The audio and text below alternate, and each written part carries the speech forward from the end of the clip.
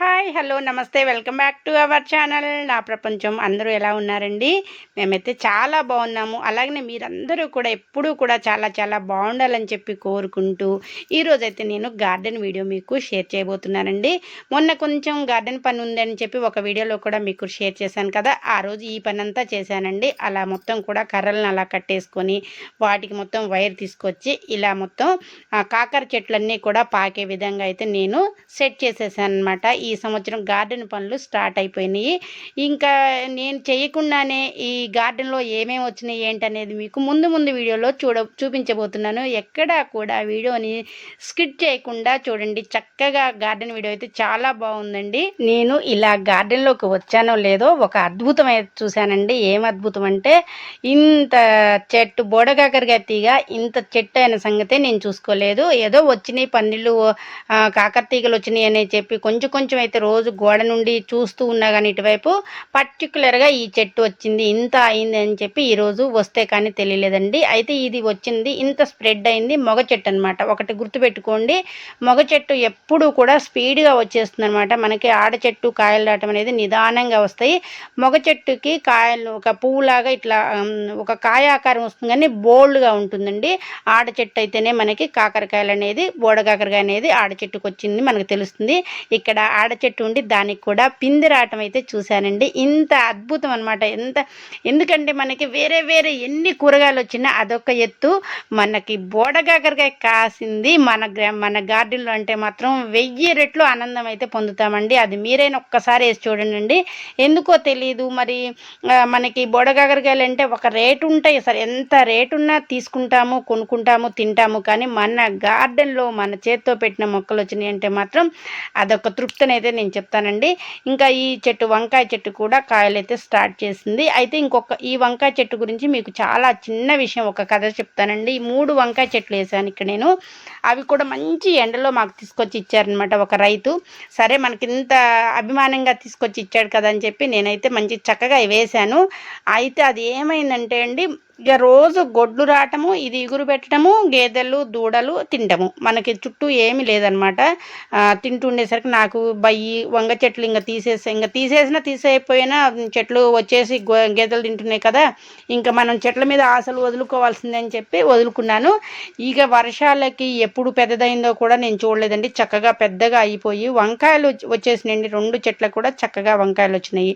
అలాగనే పోయిన సంవత్సరం పడ్డ విత్తనాలు చిక్కుడు తీగలు కూడా పాకేసినాయి అనమాట. ఇంకా వాటికి కొంచెం పందిళ్ళు అనేది మనం ప్రమోట్ చేయాలి. ఇప్పుడు వరకు వాటంతటా అవి మొలిచినవి బాగానే ఉంది, కానీ వాటికి మనం పందిళ్ళు కీపర్ ఉన్న వాటికి ప్రతి దానికి కూడా పందిరి పెట్టాలండి. పందిరి పెడితేనే మనకి బుట్టలు కూరగాయలు అయితే వస్తాయి అనమాట. అదైతే ఖచ్చితంగా నేను చెప్తూ ఉంటాను.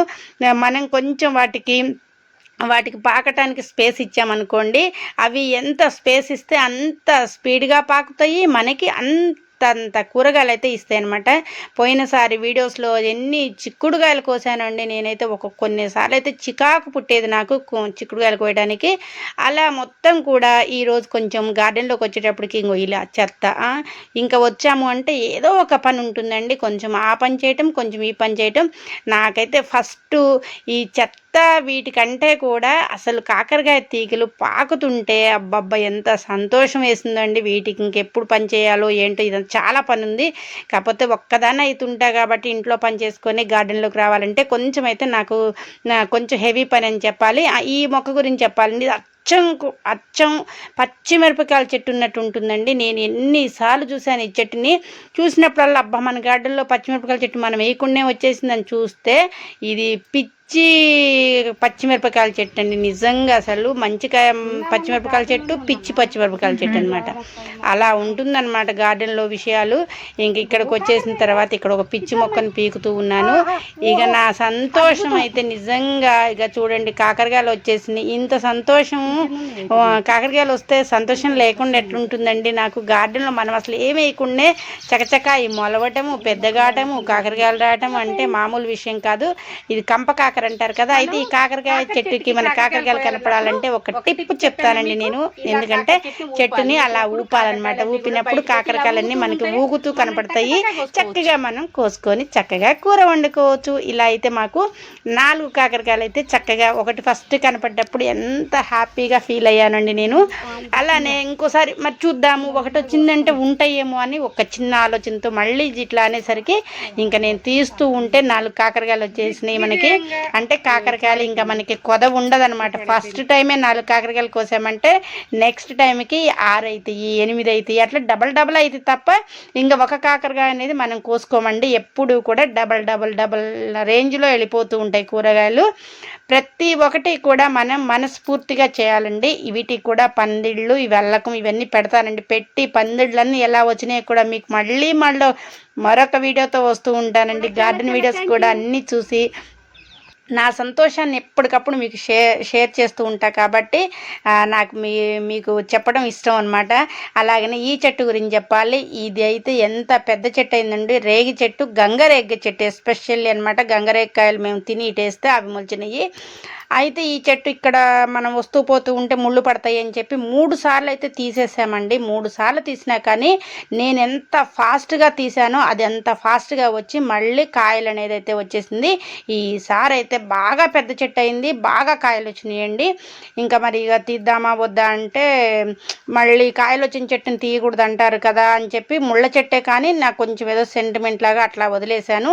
సరే చూద్దాము. ఇంకా ఇక్కడ ఉన్న జామ చెట్టు కూడా ఈసారి అయితే బాగా కాసిందండి. జామకాయలు అయితే కోతులు ఉంచితేనేమో మనం తింటాము, లేతే హనుమాన్కి జై హనుమాన్కి అన్నట్టు హనుమాన్ నోట్లోకి అయితే వెళ్ళిపోతాయండి.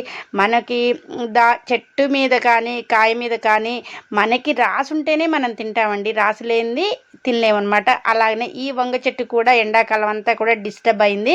అంటే డిస్టర్బ్ అంటే మేము అటు కట్టి ఇటు కట్టి కొంచెం అయితే అది చికాకైతే అయిందండి.